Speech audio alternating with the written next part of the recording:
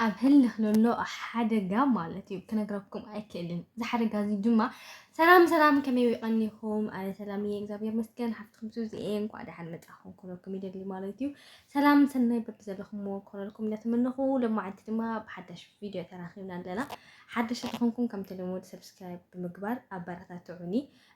ቤተሰብ ለሆንኩም ድማ እስከ መጨረሻ ቪዲዮ በመስማዕ ላይክ በመግባር ቤተሰብ ኩንኩለኩም ይደሊ ማለት እዩ ላይክ ድግበር ጋይስ በእውነት ምንም ነገር አያክፈለኒ ማለት እዩ ስለዚ ላይክ በመግባር ናይ አተባብዑኒ ኣብ ቀጻሊ ሓደሽ ስራሕተይ ምንትን ተስፋ ገይረ ንክሰርሕ ማለት እዩ ናይ ድማ ሕንቲ ቪድዮ ድማኒ ክልተ ዓበይቲ ኣርእስቲ ሒዘልኩም መፅአኒኹ ማለት እዩ ሓደ ፍትሕን ደቂ ኣንስትዮ ዝብል ካልኣይ ድማኒ ኣሌክስ ንድዋይ መንገዲ ዝብል ክልተ ዓበይቲ ኣርእስቲ ሒዘልኩም መፅአኒኹ ማለት እዩ እስከ መጨረሻ ቪድዮ ምሳየ ብምጽናሕ ሓሳባትኩም ክተካፍሉ ድማ በዚ ገጠመኝ ከነግረኩም ይደሊ ማለት እዩ ሌትስ ጎ ቪዲዮ ካብዚ ዝበልኩኹም ሓደ ኣርእስቲ ምስ ዘቢልና ክንከን ከለና ማለት እዩ ኣብዚ ሰሙን እዚ ምስ ናይ ፌበንና ምስ ናይ ሄቨንና ምስ ናይ ዘውቱ ተሓሒዙ ዓብይ ዝኾነ ኣርእስቲ ተላዒሉ እኒአ ንሱም እንታይ እዩ ፍትሕን ደቂ ኣንስትዮ ዝብል እዩ ብርግፅ ሕዚ ፍትሕን ወዲ ሰባት እንተበልና ምግናን ኣይኮኒ ምክንያቱ ተም ደቂ ተባዕትዮ ይኹኑ ተም ደቂ ተባዕትዮ ይኹኑ ተም ደቂ ኣንስትዮ ኣብ ሕማቅ ኩነታት እዩ እኒአ ሰብ ብሓፈሻ ሰብ ኣብ ሕማቅ ኩነታት ኣብ ሕማቅ ግዜ እዩ እኒአ ማለት እዩ ንምንታይ ኩሉ ተበዳሊ እዩ ኮይኑኦ ኩሉ ተሕማቅ ዝረኽቦ ኮይኑኦ ኩሉ ሰብ ኣብ ሽግር ኣብ ከቢድ ነገር ኣብ ጭንቀት ኣብ ሕማም ኣብ ወልፊ እዩ ተዘሚቱ እኒአ ማለት እዩ ሕጅና ፍትሒ ንኩሉ እንተበልና እንትን ይኸውን ግን ብበዝሒ ኣብቲ መጥቃዕቲ ኣብቲ ጉልበት ኣብቲ ሓይሊ ኣብቲ ስልጣን ዝጥቀመሉ ዘሎ ሰብ ግን ኣብተን ደቂ ኣንስትዮ እዩ ማለት እዩ እተን ደቂ ኣንስትዮ ኣብ ዝሓለፈ ዓመታት ብግፍዒ ተቐቲለን ቀታሊአን ድማኒ ገለ እዩ ተባሂሉ ብጥርጣሬ ክኸውን ይኽእል ብብዙሕ ነገራት ማስረጃ ዘለዎም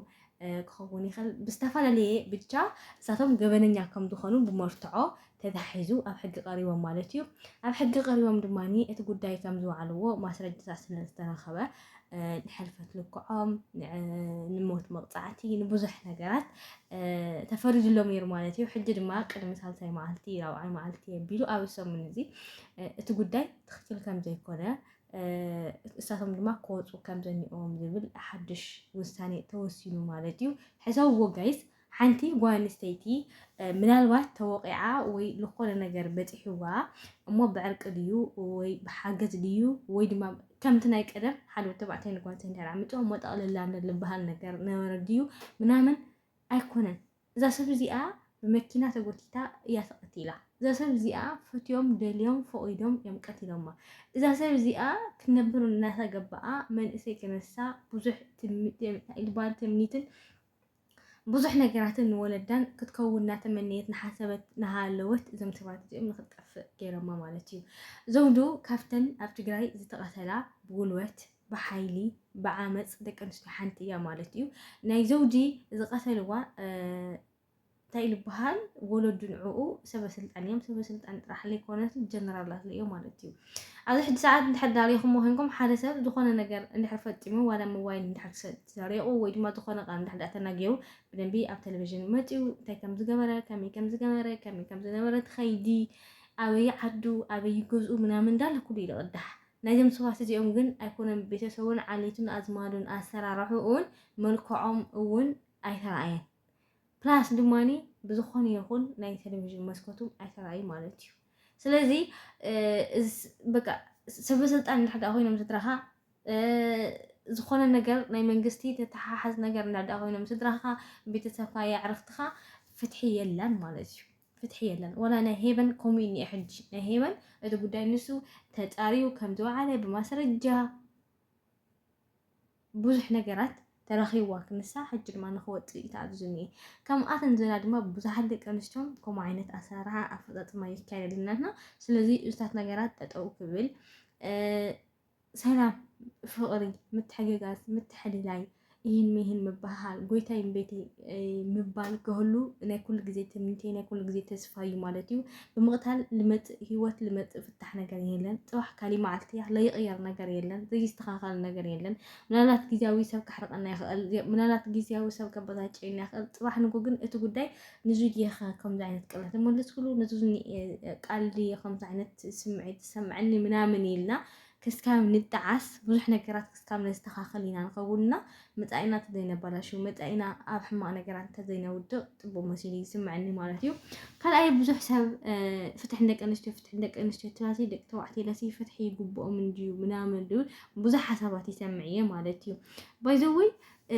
እቲ ፍትሒ እቲ ሕጊ ንኹሉ ሰብ ማዕረ ከገልግል ኣለዎ ማለት እዩ ደቂ ተባዕትዮ ሕጂ ሓደ ሰዓት ከምዚ ኢለን እንድን ቀቲለንኦም ከምዚ ኢለን እንድን ቆሪፀናሎም ከምዚ ምናምን ሰምዕ ጌጋ እዩ ጋይስ ጌጋ ወለድና ከምኡ ክገብሩ ኣይረኣናን ስድራና ከምኡ ክሰርሑ ኣይረኣናን ቤተሰብና ከምኡ ክግበር ወይ ክውርህ ምናምን ከምዚ ጌርና ነርና ኢና ምናምን ኩሉ ኣይሰማዕናን ኣይረኣናን ማለት ስለዚ ከምዚ ዓይነት ነገራት ሓድሽቲ ባህሪ ሓድሽቲ ነገራት ምትእትታው ጽቡቕ ኣይኮነን ትኽክል ኣይኮነን ጌጋ እይላ ስለዚ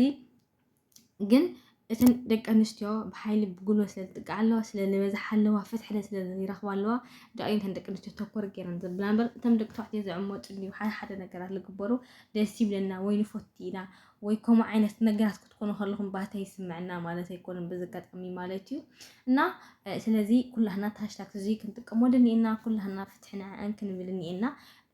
ብርግፅ ሰምዕ መንግስቲ የለን እቲ ጉዳይ ንሱ ኣተሓሳሲብዎ መልሲ ዝህብ ምናምን መንግስቲ የለን ግን ካብ ሱቅ ኢልካ ትነብዕ ቢያንስ ስምዒትካ ምውፃእ ጽቡቕ መሲሉ ይስምዐኒ ማለት እዩ ካልእ ድማ ጉዳይ ሊሊና ቤታ ኣሌክስ ማለት እዩ እዞም ሰባት እዚኣቶም እስካብ ሕጂ ጉዳይ ዓረፈን ማለት እዩ ጭራሽ ሕጂ ወሽማ ሒዘ ድዋይ ተዘይከልክሉ ይዕገርግር ኣሎ ማለት እዩ እዚ ድማ ቤቲ እንታይ ከም ዝገብሩ እንታይ ከም ዝሓስቡ እንታይ ምናምን ኩሉ ነገር በጢሓቶ እያ ሊሊ ማለት እዩ ጉዳይ ቤትና ኣሌክስ ብጣዕሚ ልገርመለይ ብጣዕሚ ልሕዝን ሰበይትካ ከላ